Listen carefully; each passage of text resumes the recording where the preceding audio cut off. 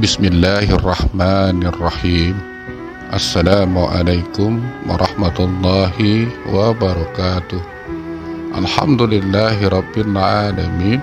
Wassalatu wassalamu ala asrafil anbiya'i wal mursalin, Sayyidina wa maulana Muhammad wa ala alihi wa sahbihi ajmain. Amma ba'du.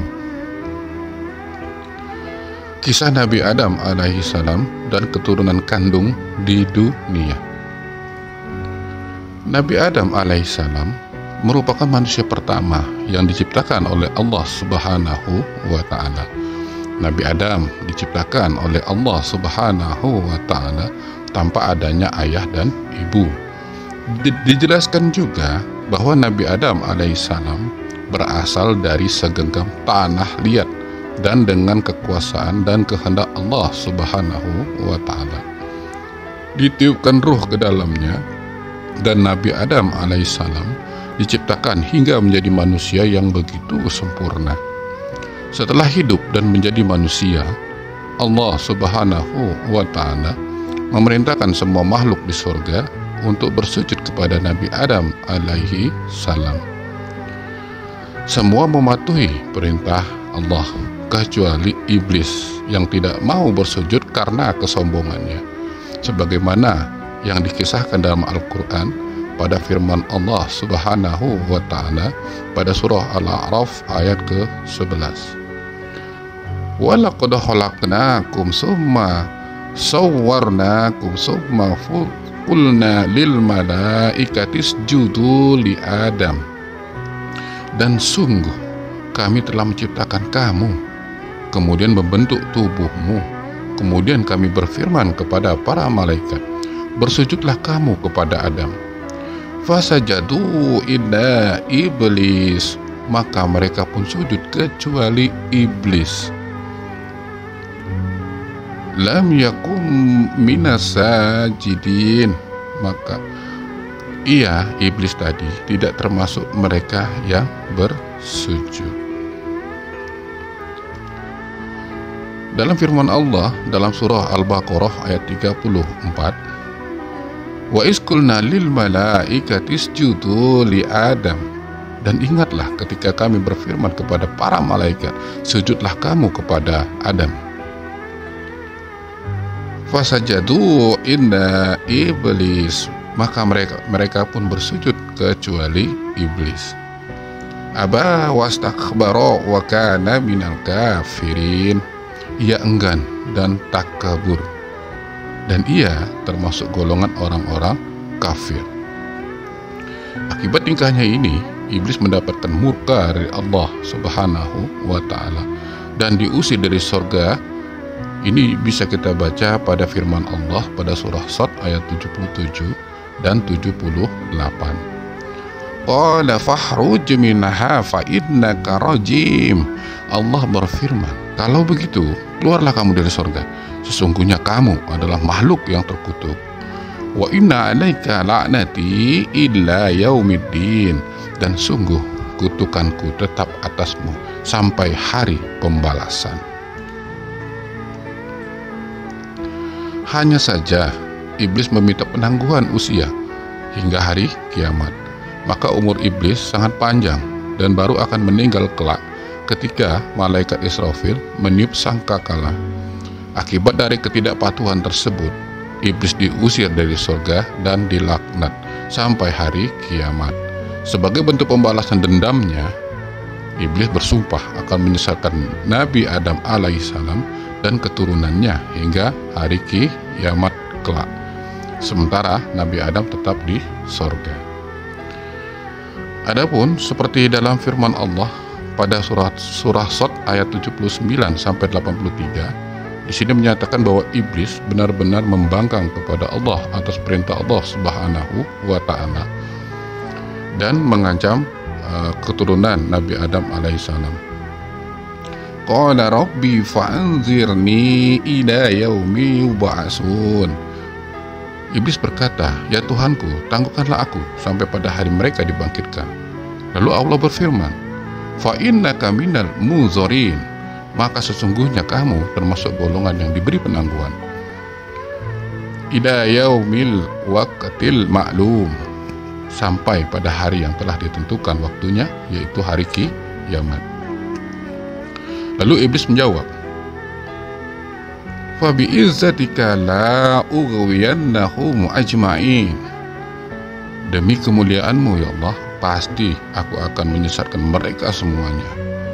Illa ibadaka minhumul mukhlasin, kecuali hamba-hambamu ya Allah yang terpilih di antara mereka. Masya Allah, iblis benar-benar menantang Allah, dan tidak ada rasa penyesalan setelah diusir dari surga Firdaus.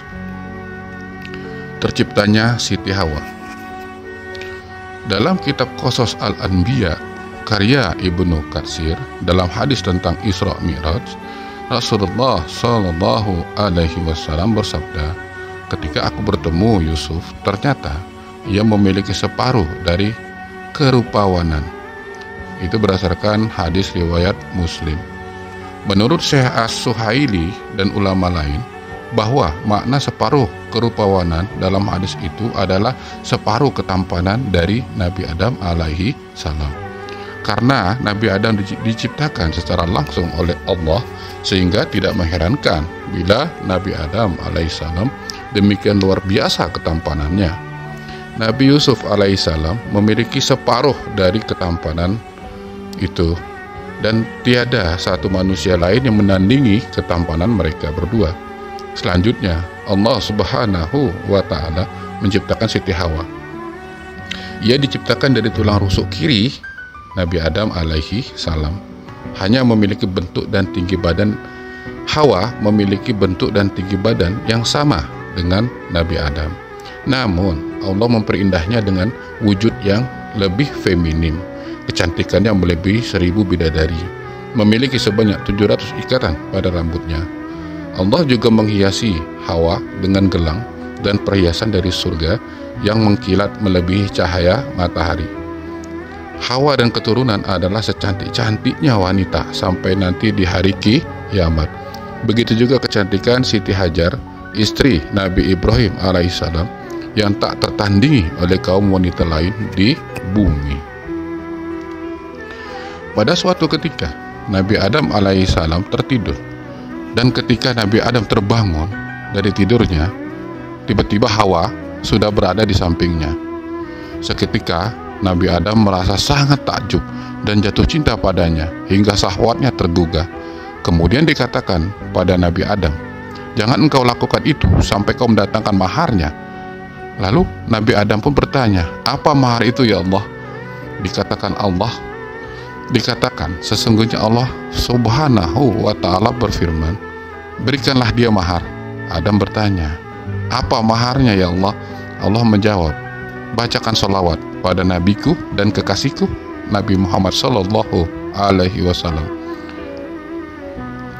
Nabi Adam agak sedikit bingung, lalu bertanya, siapakah Muhammad itu ya Allah? Allah menjawab, dia adalah anak cucumu nanti, dan dia adalah penutup para nabi. Andai kata bukan karena dia, aku tidak akan menciptakan makhluk. Hadis tentang penciptaan wanita diriwayatkan oleh Bukhari Muslim, di mana Ibnu Katsir juga mencantumkan dalam tafsirnya. Wanita itu diciptakan dari tulang rusuk, sementara yang paling bengkok itu bagian teratasnya. Jika engkau bersikeras meluruskannya, ia akan patah. Namun, jika engkau membiarkannya, ia akan selalu bengkok. Ini artinya bahwa perempuan itu selalu bengkok. Ya, seperti kita juga merasakan perempuan itu bengkok. Kalau kita keraskan, kita luruskan, patah. Maka nasihatilah wanita dengan cara yang baik. Itu berdasarkan hadis riwayat Bukhari, Muslim, Ibnu Abi Saibah, dan Baihaqi. Keluarga Nabi Adam alaihissalam dan Siti Hawa ke bumi turun secara terpisah. Setelah Nabi Adam tercipta sebagai manusia, Allah Subhanahu wa Ta'ala juga melengkapi kebahagiaannya dengan menciptakan perempuan untuk menjadi pasangan Nabi Adam alaihi salam. Mengutip buku Kisah Para Nabi oleh Imam Ibnu Katsir, Allah Subhanahu wa Ta'ala menciptakan Siti Hawa dari salah satu tulang rusuk Nabi Adam alaihi salam yang diambil oleh Allah Subhanahu wa Ta'ala. Bersama Siti Hawa, Nabi Adam alaihi salam menjalani kehidupan yang bahagia di surga. Mereka berdua menikmati berbagai keindahan yang telah disediakan. Tetapi ada satu larangan yang diberikan oleh Allah Subhanahu wa Ta'ala kepada mereka, yaitu untuk tidak memakan buah dari pohon yang bernama pohon kuldi. Allah Subhanahu wa Ta'ala berfirman dalam surah Al-Baqarah ayat 35. Wa qulna ya Adam, dan kami berfirman, wahai Adam, ya Adam uskun anta wa zawjukal jannata wa kula minha zaghada haitsu syi'tuma wa la taqraba hazihi sajarata fatakuna minal zalimin. Wahai Adam, tinggallah engkau dan istrimu di dalam surga, dan makanlah dengan nikmat berbagai makanan yang ada di sana sesukamu. Tetapi janganlah kamu dekati pohon itu, nanti kamu termasuk orang-orang yang zalim. Melihat kemuliaan yang diberikan kepada Nabi Adam alaihissalam, iblis pun iri dan berupaya menaklukkan Nabi Adam alaihissalam di bawah pengaruhnya, sehingga Nabi Adam alaihissalam dapat keluar dari surga. Lalu iblis menunjukkan kepada Nabi Adam alaihissalam sebuah pohon yang mana Allah Subhanahu wa Ta'ala telah melarang Nabi Adam alaihissalam untuk mendekatinya. Iblis memperdaya Nabi Adam alaihissalam agar melanggar larangan tersebut dengan mengatakan bahwa pohon tersebut adalah pohon keabadian dan kenikmatan yang abadi. Godaan iblis tersebut tercantum dalam firman Allah Subhanahu wa Ta'ala pada surah Toha ayat 120. Fawaswasa ilaihi syaitan qala ya Adam hal adulluka ala sajaratil khuldi wa mulkil la yabla. Kemudian setan membisikkan pikiran jahat kepada Nabi Adam dengan berkata, wahai Adam, maukah aku tunjukkan kepadamu pohon keabadian, pohon kuldi, dan kerajaan yang tidak akan pernah binasa. Akhirnya Nabi Adam alaihissalam pun tergoda dan melanggar perintah Allah Subhanahu wa Ta'ala. Ia tidak mematuhi larangan Allah Subhanahu wa Ta'ala. Adapun pertanyaan yang sering diajukan, yaitu mengapa iblis bisa memasuki surga padahal iblis sudah terusir oleh Allah Subhanahu wa Ta'ala untuk turun ke bumi. Adapun jawaban ini adalah merupakan suatu takdir, karena sebagian ulama mengatakan ini adalah takdir. Sebenarnya iblis tidak bisa memasuki langit pertama, apalagi langit ketujuh. Namun karena sudah merupakan takdir dari Nabi Adam alaihissalam, maka iblis bisa memasuki surga. Karena pada dasarnya langit pertama dan langit sampai langit ketujuh itu selalu dijaga sama para malaikat. Lalu apakah Allah tahu kalau iblis itu memasuki surga? Tahu. Dan para penjaga langit, pintu langit, apakah tahu? Tahu. Itu karena merupakan takdir dari Allah Subhanahu wa Ta'ala.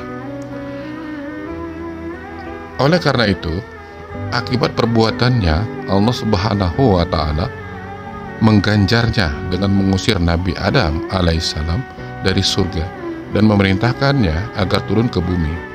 Allah Subhanahu wa Ta'ala berfirman dalam surah Al-A'raf ayat 24. Qala bitu ba'dukum li ba'di adu walakum fil ardi mustaqarra wa mata'un ilahin. Allah berfirman, turunlah kamu akan saling bermusuhan satu sama lain. Bumi adalah tempat kediaman dan kesenanganmu sampai waktu yang telah ditentukan. Masih di dalam buku yang sama menceritakan bahwa Siti Hawa yang membujuk suaminya Nabi Adam alaihissalam hingga ia tergoda dan memakan buah dari pohon kuldi. Fakta ini dikisahkan oleh Rasulullah Sallallahu Alaihi Wasallam yang diriwayatkan oleh Abu Hurairah radhiyallahu anhu yang menuturkan bahwa Rasulullah Sallallahu Alaihi Wasallam bersabda, sekiranya bukan karena Bani Israel, niscaya daging tidak akan pernah membusuk. Dan sekiranya bukan karena Hawa, niscaya perempuan tidak akan pernah menjerumuskan suaminya. Berdasarkan hadis riwayat Bukhari. Hal itu pula dijelaskan Ibnu Katsir dalam kitab Al-Bidayah wa An-Nihayah bahwasanya yang membujuk Siti Hawa memakan buah dari pohon tersebut. Disebutkan ketika melihat buah tersebut, Hawa tergiur oleh bentuknya yang indah. Lantas ia memakannya dan kemudian meminta Nabi Adam untuk ikut memakannya. Lalu setelah Nabi Adam dan Hawa memakan buah tersebut, kedua mata mereka terbuka dan melihat diri mereka dalam keadaan telanjang. Maka keduanya pun meraih daun-daun pohon atin untuk menutupkan aurat mereka. Ada pendapat lain yang mengatakan bahwa Nabi Adam dikeluarkan dari surga karena memang sudah ketetapan Allah Subhanahu wa Ta'ala. Para ulama yang menguatkan pendapat ini berhujah dengan hadis tersebut tentang perbincangan antara Nabi Adam alaihissalam dan Nabi Musa alaihissalam. Dari Abu Hurairah radhiyallahu anhu, Rasulullah Shallallahu Alaihi Wasallam bersabda, Musa alaihissalam pernah berdebat dengan Nabi Adam alaihissalam. Nabi Musa berkata kepada Adam, engkau telah mengeluarkan manusia dari sorga hingga membuat mereka sengsara karena kesalahanmu. Lalu Adam menjawab, wahai Musa, engkau telah dipilih Allah dengan risalah dan kalamnya. Apakah engkau mencela diriku atas suatu hal yang telah ditulis Allah sebelum dia menciptakan aku, atau yang telah ditakdirkan Allah terhadap diriku sebelum dia menciptakan aku? Rasulullah Shallallahu Alaihi Wasallam bersabda, maka Adam dapat membantah argumentasi dari Nabi Musa. Hadis riwayat Bukhari. Mengutip dari buku kisah cinta, yaitu cinta Nabi Adam dan Hawa, kisah-kisah penuh hikmah para nabi dan rasul karya Abu Yahya, Nabi Adam alaihissalam dan Siti Hawa diturunkan ke bumi. Dalam buku yang sama dijelaskan juga bahwa keduanya tidak diturunkan di lokasi yang sama, melainkan dipisah. Nabi Adam alaihissalam diturunkan di salah satu gunung yang ada di Sri Lanka, sementara Hawa diturunkan di Jeddah, Saudi Arabia. Pasangan manusia pertama di bumi ini pun berpisah selama 300 tahun. Selama perpisahan itu, Nabi Adam alaihissalam menghabiskan waktu untuk memohon ampun kepada Allah Subhanahu wa Ta'ala. Ia bertobat dan meminta agar segera dipertemukan kembali dengan istrinya. Dalam buku Abu Yahya, setiap pagi, siang, dan malam, Nabi Adam alaihissalam begitu merindukan sang istri, Siti Hawa. Ia pun juga sangat setia dan berharap akan segera dipertemukan kembali. Begitu besar rasa cinta Nabi kepada istrinya, sehingga Nabi Adam alaihissalam tidak pernah menyerah dan terus mencari Siti Hawa.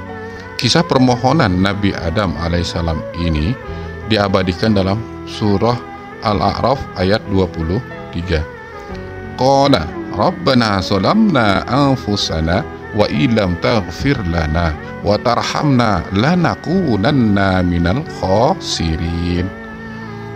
Keduanya berkata, ya Allah, kami telah menzalimi diri kami sendiri.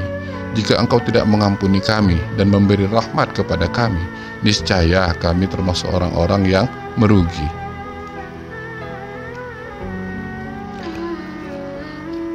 Lalu melihat kesungguhan Nabi Adam alaihissalam, Allah Subhanahu wa Ta'ala akhirnya menerima taubatnya Nabi Adam dan memberinya rahmat. Hal ini menjadi bukti bahwa Allah Subhanahu wa Ta'ala Maha Pengasih dan memberi ampunan kepada orang yang bertobat dari kesalahan.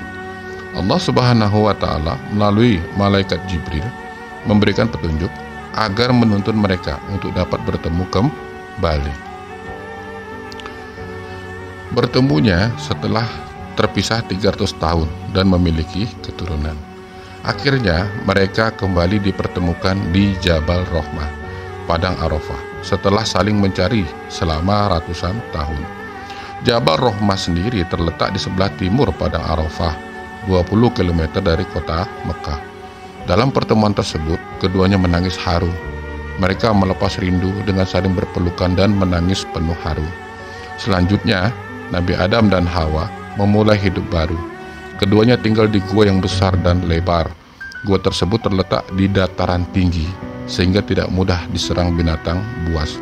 Untuk bisa bertahan hidup sehari-hari, Nabi Adam alaihissalam beternak, mengolah lahan pertanian, dan perkebunan buah-buahan. Nabi Adam alaihissalam dan Siti Hawa merasakan lagi sukacita dan kebahagiaan menjalani kehidupan sebagai suami istri. Lalu, atas perintah Allah Subhanahu wa Ta'ala, keduanya melanjutkan keturunannya. Disebutkan oleh Imam Abu Ja'far, Ibnu Jarir, At-Tabari, dan dalam tarikhnya, Siti Hawa melahirkan 40 anak Nabi Adam alaihissalam dengan 2 kali masa kehamilan. Hal ini juga diriwayatkan oleh Ibnu Ishaq dalam tafsir Baghawi dan tafsir Al-Qurtubi. Namun, Ibnu Tabari menyebutkan dalam Tarikh At-Tabari bahwa Siti Hawa telah mengalami masa kehamilan sebanyak 120 kali. Di setiap kehamilannya, Siti Hawa melahirkan 2 anak, yaitu kembar, laki-laki dan perempuan, sehingga berjumlah 240 anak. Anak pertama Nabi Adam alaihissalam dan Siti Hawa adalah Qabil dan Iklimah. Sedangkan anak terakhirnya bernama Abdul Mughith dan Amatul Mughith. Namun, anak Nabi Adam alaihissalam yang secara pasti disebutkan di dalam riwayat adalah 5 orang, yaitu Qabil, Habil, Iklimah, Labuda, dan Sid. Dalam beberapa tarik itu adalah ilmu yang mempelajari peristiwa-peristiwa di masa lampau dalam kehidupan manusia. Tarik diambil dari 3 peringatan, yaitu peringatan tertulis, peringatan keturunan atau silsilah, dan peringatan benda-benda peninggalan masa purba.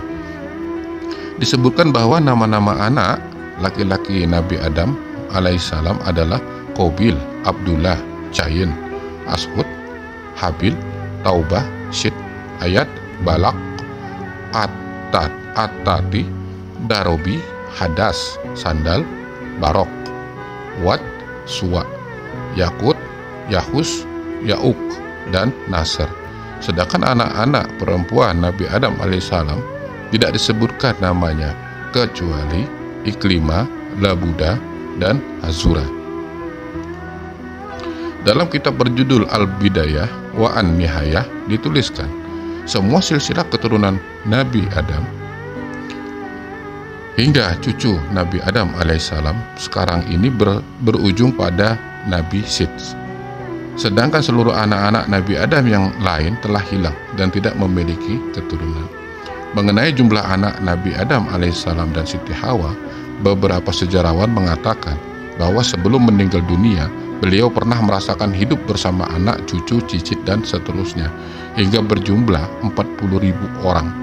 Hal ini tertulis dalam buku Kisah Bapa dan Anak dalam Al-Quran oleh Adil Mustafa Abdul Halim. Kisah Qabil dan Habil.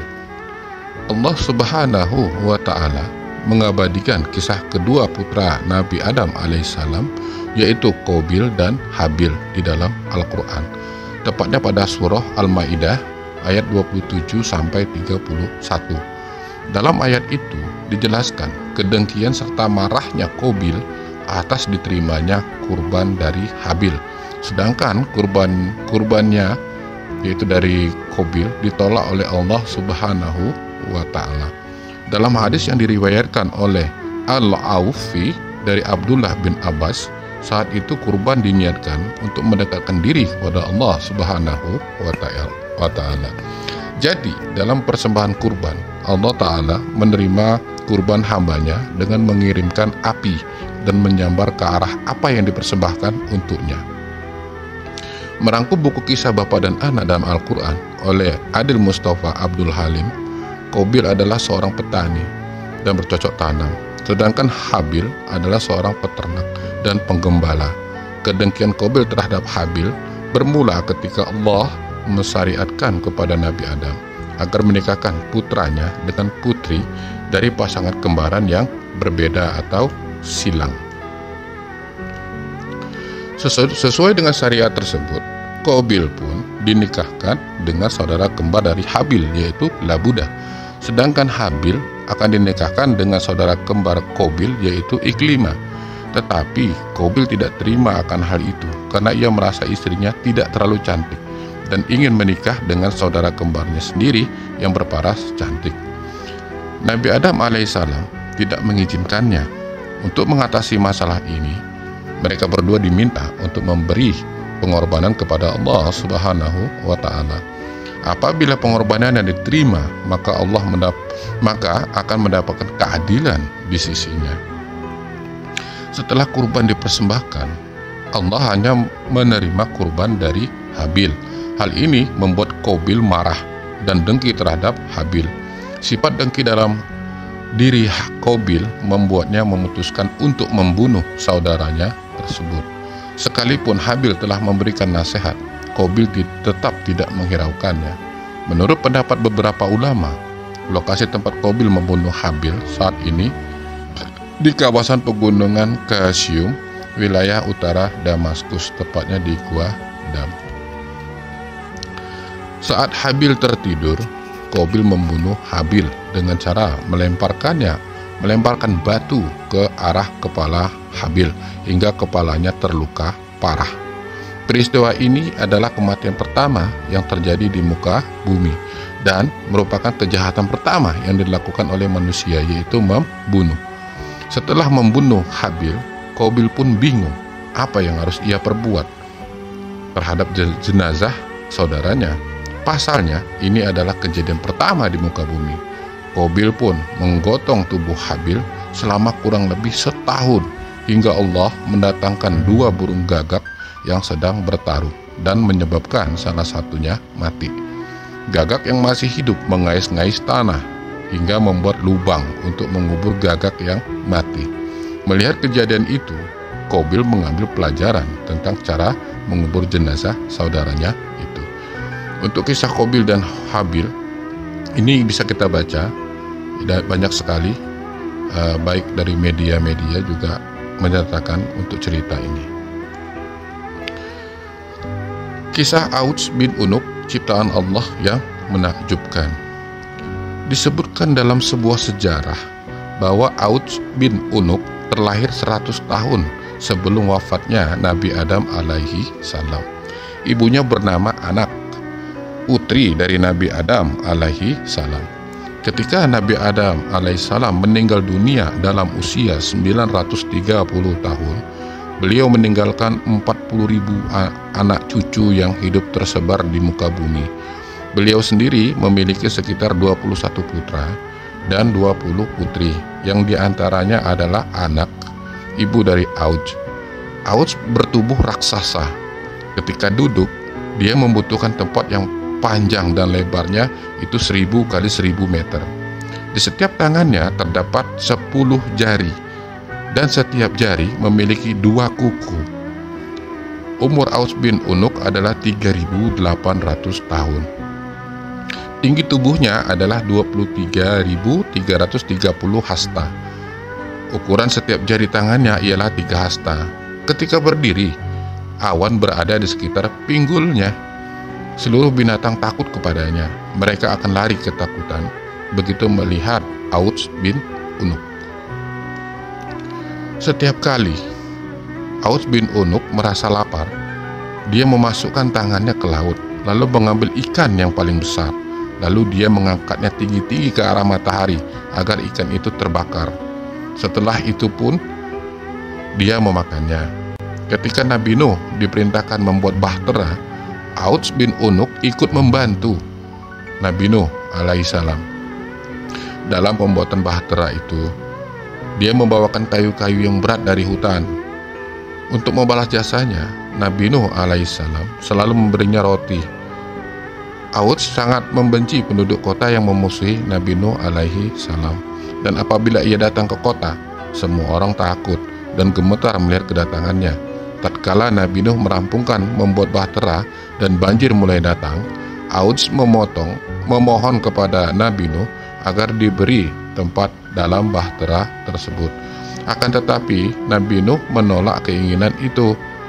Saat banjir melanda seluruh dunia, hingga air tidak mencapai lutut Auds bin Unuk. Auds bin Unuk hidup hingga masa Nabi Musa alaihi salam. Kisah Nabi Syed alaihi salam. Nabi Adam alaihi salam memiliki seorang putra bernama Syed. Dan Syed adalah hadiah, dan bahkan Syed berarti hadiah yang telah diberikan oleh Allah Subhanahu wa ta'ala kepada Nabi Adam alaihissalam setelah kematian putranya Habil. Habil adalah seorang anak yang soleh, seorang hamba Allah yang soleh, sehingga Adam sangat dekat dengan Habil. Dan ketika dia kehilangan Habil, beliau sangat sedih, sehingga Allah Subhanahu wa ta'ala mengganti Habil dengan Syed. Tidak hanya seorang yang soleh, tetapi juga seorang nabi dan utusan Allah. Dari Nabi Adam alaihissalam menamakannya Syed, yang berarti hadiah dari Allah Subhanahu wa ta'ala. Anak Adam, Nabi Adam ini sangat dekat dengannya. Dia mematuhi semua perintah-perintah Nabi Adam. Dia belajar dari ayahnya. Dia biasa mengingatkan saudara-saudaranya, keponakan-keponakannya, dan lainnya. Syed adalah anak Nabi Adam yang diwasiatkan untuk menjaga nur Nabi Muhammad Sallallahu Alaihi Wasallam. Beliau dilahirkan 5 tahun setelah Habil dibunuh oleh Qabil, tepatnya 235 tahun usia Nabi Adam alaihissalam diturunkan dari langit ke bumi. Saat Nabi Syed dilahirkan, Nabi Adam alaihissalam berusia 930 tahun. Wasiat diberikan kepadanya karena beliau memiliki kelebihan dari segi keilmuan, kecerdasan, ketakwaan, dan kepatuhan dibanding anak Nabi Adam yang lain. Begitu mulia Nabi Syed sehingga ia diamanahkan untuk menjaga nur Rasulullah sampai akhir hayatnya. Allah juga menunjuk Syed sebagai nabi dan menurunkan atasnya 50 sahifah atau lembaran yang di dalamnya terdapat dalil-dalil hukum sunnah, fardu, serta syarat syariat-syariat dan batasan hukum Allah. Sementara Syed alaihissalam telah menerima perintah dari Allah Subhanahu wa ta'ala di dalam syariatnya bahwa dilarang untuk bercampur atau berbaur bersama orang-orang yang telah pergi ke pihak lain, yaitu pihak golongan Qabil. Mengutip buku kumpulan Tanya Jawab Keagamaan oleh Kiai Abdullah Alif, Nabi Syed adalah orang pertama setelah Nabi Adam dan Hawa yang dipercaya untuk menjaga nur Muhammad Sallallahu Alaihi Wasallam. Beliau lahir setelah Allah izinkan nur Nabi Muhammad Sallallahu Alaihi Wasallam bersemayam di tubuh Siti Hawa. Menurut riwayat, Allah pertama kali menciptakan nur Nabi Muhammad Sallallahu Alaihi Wasallam sebelum Dia menciptakan Adam, Hawa, alam semesta beserta isinya. Jika bukan karena Rasulullah, Allah tidak akan menciptakan alam semesta ini. Sebagaimana disebutkan dalam hadis qudsi, seandainya tidak ada engkau, wahai Nabi Muhammad, sesungguhnya aku, Allah Subhanahu wa ta'ala, tidak akan menciptakan alam semesta ini. Segala kebaikan dan kemuliaan tercurahkan kepada baginda Nabi Muhammad Sallallahu Alaihi Wasallam, hingga semua malaikat pun hormat dan sujud kepada nurnya. Suatu waktu, ketika Nabi Adam mendengar suara dari dalam dahinya yang terdengar seperti kicauan burung, beliau merasa heran dan lantas berkata, Subhanallah, Maha Suci Allah, sungguh agung sekali kekuasaan-Mu ya Allah. Suara apakah ini yang telah Engkau ciptakan? Dan itu berada dalam dahiku ya Allah. Seketika Allah menjawab ketakjuban Nabi Adam tersebut dengan firman-Nya yang artinya, Hai Adam, ketahuilah olehmu, sesungguhnya suara tersebut adalah tasbih kekuasaanku, Nabi akhir zaman, yang kelak menjadi junjungan atau pimpinan semua umat manusia dan keturunanmu. Baginya lah senantiasa kulimpahkan sholawat dan salam sejahtera dariku. Mengutip kitab Hujatullah karya Syekh Yusuf bin Ismail An-Nabani, sebelumnya nur baginda Nabi Muhammad SAW senantiasa terlihat bersinar di wajah Nabi Adam alaihi salam. Cahayanya nampak seperti matahari yang bersinar terang benderang. Maka Allah pun mengambil sumpah perjanjian kepada Nabi Adam agar senantiasa menjaga nur tersebut dengan berfirman, "Hai Adam, berjanjilah kepadaku untuk senantiasa benar-benar menjaga nur Nabi Muhammad SAW yang telah kuletakkan di dalam dirimu. Janganlah sekali-kali kamu letakkan kecuali orang-orang yang suci mulia." Maka Nabi Adam alaihissalam menerimanya dengan senang hati. Bahkan beliau sangat bangga untuk melaksanakan tugas tersebut dan menjaganya dan mewasiatkan amanahnya kepada anak cucunya kelak. Lalu ada sebuah tanda perbedaan. Para pria dari pihak Qabil memiliki wajah yang jelek, sementara para wanitanya memiliki wajah yang cantik. Ini berkebalikan dari keturunan dari golongan Sith, di mana untuk lelakinya itu sangat tampan, sementara perempuannya jelek. Nama Nabi Sith memang tidak disebutkan dalam Al-Quran dan juga tidak termasuk dari 25 Nabi yang wajib diimani. Namun kisahnya memiliki banyak hikmah yang dapat dipetik. Kisah tentang Nabi Sith alaihissalam salah satunya terdapat dalam Qasas Al-Anbiya. Disebutkan bahwa ia menerima perintah dari Allah Subhanahu wa Ta'ala dalam 50 suhuf. Saat Siti Hawa mengandung Sith, kandungannya tidak terasa berat dan dia melahirkan tanpa susah payah. Di lain pihak, Sith alaihissalam tetap istiqomah dalam mengingatkan umatnya, dan dia tetap memberitahukan umatnya mana yang benar dan mana yang salah. Dalam hal ini kita temukan bahwa iblis sedang mengajarkan mereka cara melakukan kejahatan, sehingga iblis pun membuat seruling.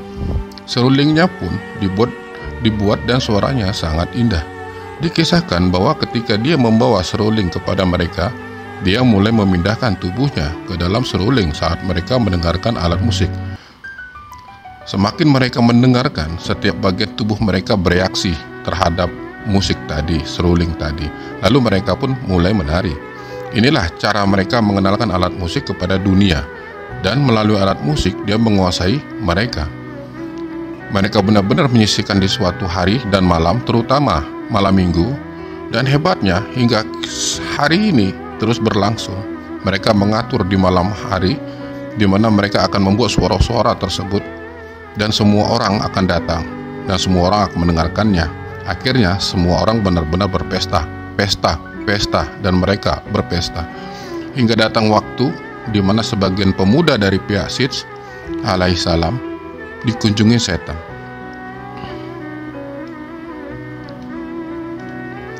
Dikisahkan orang-orang yang berada di pegunungan kaum Nabi Sith alaihissalam mulai mendengarkan seruling ini. Beberapa orang lewat mendekat dan mendengarkan. Para pria ini melihat wanita-wanita yang ada di bawah gunung. Sebagian dari mereka memutuskan, mari kita lihat apa yang sedang terjadi. Lalu mereka turun dari gunung yang beberapa jarak untuk memperhatikan. Mereka telah melihat dan itu menarik perhatian mereka. Bayangkan, mereka tidak berniat untuk berbuat jahat. Namun ketika mereka melihat semua orang sedang berpesta, apa yang mereka lihat? Mereka melihat wanita-wanita yang sangat cantik. Lalu mereka pun datang mendekat, dan ketika mereka semakin mendekat, mereka terlihat, subhanallah, mereka adalah pria-pria tampan, sehingga para wanita mulai menggunakan apa yang biasa disebut dengan tabaruj. Tabaruj adalah mulai menampakkan kecantikan dan mulai berdandan untuk menarik perhatian orang lain.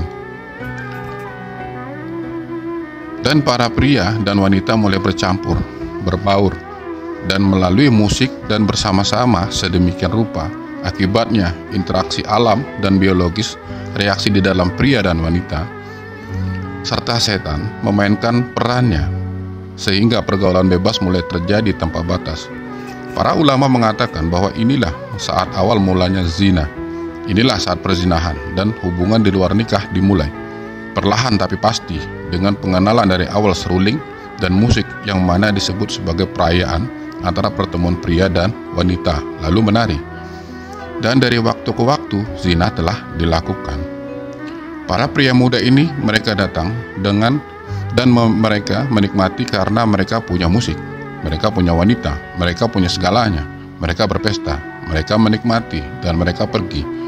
Hingga para pria kembali, mereka mengabarkan kepada pemuda lainnya, karena tidak tahu apa yang kalian lewatkan, mereka punya suara-suara yang beda. Setan. Inilah dosa yang pertama yang dilakukan secara kolektif atau bersama-sama. Banyak orang menyukai, itulah namanya zina. Ya, zina. Perzinahan atau persetubuhan di luar nikah. Dosa-dosa lainnya telah dilakukan secara individu. Dan lihat apa yang terjadi. Bayangkan, saat semua dosa dilakukan secara kolektif. Ingatlah, orang-orang tidak atau belum melakukan syirik. Syirik adalah ketika manusia melakukan ibadah tertentu, membuat sekutu untuk Allah Subhanahu wa Ta'ala dengan cara yang berbeda tersebut, tetapi sedikit demi sedikit iblis sedang menguasai manusia naik ke tingkat keduanya, tingkat ketiga, tingkat keempat, perlahan-lahan. Dan maka dari itu Allah Subhanahu wa Ta'ala berfirman dalam Al-Quran, yaitu surah An-Nur ayat 21. Hai orang-orang yang beriman, janganlah kamu mengikuti langkah-langkah setan. Barang siapa yang mengikuti langkah-langkah setan, maka sesungguhnya setan itu menyuruh mengerjakan perbuatan yang keji dan mungkar. Sekiranya tidaklah karena karunia Allah dan rahmatnya kepada kamu, niscaya tidak seorang pun dari kamu bersih dari perbuatan-perbuatan keji dan mungkar itu selama-lamanya. Tetapi Allah membersihkan siapa yang dikehendakinya.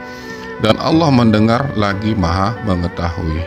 Setan sangatlah pintar, dia mengerti hati manusia, sehingga iblis berpikir, aku tidak bisa melakukan saat ini terlalu cepat, mereka masih terlalu dini, maka mereka akan tahu siasatku. Jadi aku akan membawakan kepada mereka segala sesuatu yang menggerakkan mereka. Jadi dia membawakan musik. Nabi Sid hidup beberapa dekade lagi, dan beberapa riwayat dari ulama menyepakatinya bahwa dari keturunannya datang sebagian besar para nabi, yaitu dari Nabi Sid. Sebagian besar nabi menyambung kepadanya, dan beberapa mengisahkan semua nabi bersambung ke garis keturunannya, yaitu Nabi Adam dan Nabi Hawa. Namun tidak ada yang keturunan dari Qabil. Sebelum Nabi Adam alaihissalam wafat, Sid menerima beberapa wasiat dari ayahnya, termasuk perintah untuk memerangi Qabil yang durjana. Nabi Adam memberitahu Sid tentang akan terjadinya topan dan kehancuran alam. Selain itu, dia juga diajarkan tentang waktu-waktu ibadah dalam sehari semalam. Nabi Sid hidup beberapa dekade, dan beberapa riwayat dan ulama menyepakati bahwa keturunannya datang sebagian besar dari Nabi Sid. Nabi Adam alaihissalam juga memberikan seutas tali dari sutra yang memuat gambaran tentang para nabi dan orang-orang yang akan menguasai dunia. Tali tersebut diturunkan kepada Nabi Adam dari sorga dan diberikannya kepada Nabi Sid untuk dilipat dan disimpan dalam tabut ataupun sejenis peti yang harus terkunci. Nabi Adam alaihissalam lalu mencabut beberapa lembar rambut dan jenggotnya dan meletakkannya ke dalam tabut tersebut, lalu berkata, "Hai anakku, ambillah rambut-rambut ini dan bawalah bersamamu. Ketika mendapati urusan yang sangat penting, rambut-rambut ini akan membantu mengalahkan musuh selama masih bersamamu. Dan apabila rambut-rambut tersebut memutih, maka ketahuilah bahwa ajal telah dekat dan engkau akan meninggal dunia pada tahun itu." Nabi Adam alaihissalam mencopot cincinnya dan memberikan kepada Nabi Sid, serta menyerahkan tabut dan suhuf yang telah diturunkan kepadanya. Ia berkata kepada Sidz, "Wahai anakku, perangilah saudaramu Qabil. Sesungguhnya Allah akan menolongmu untuk mengalahkannya." Demikianlah wasiat terakhir yang disampaikan oleh Nabi Adam alaihissalam kepada anaknya Sidz. Hal ini kemudian berujung peperangan pertama di muka bumi setelah Nabi Adam alaihissalam diturunkan ke dunia. Dalam peperangan tersebut, Qabil kalah dan akhirnya menjadi tawanan. Kedua tangan diikat ke atas pundak dan ia ditahan di tempat yang sangat panas hingga meninggal dunia. Demikian kisah Nabi Adam alaihi salam dan keturunan kandung di dunia. Semoga bermanfaat. Mohon maaf atas kekurangannya. Assalamualaikum warahmatullahi wabarakatuh.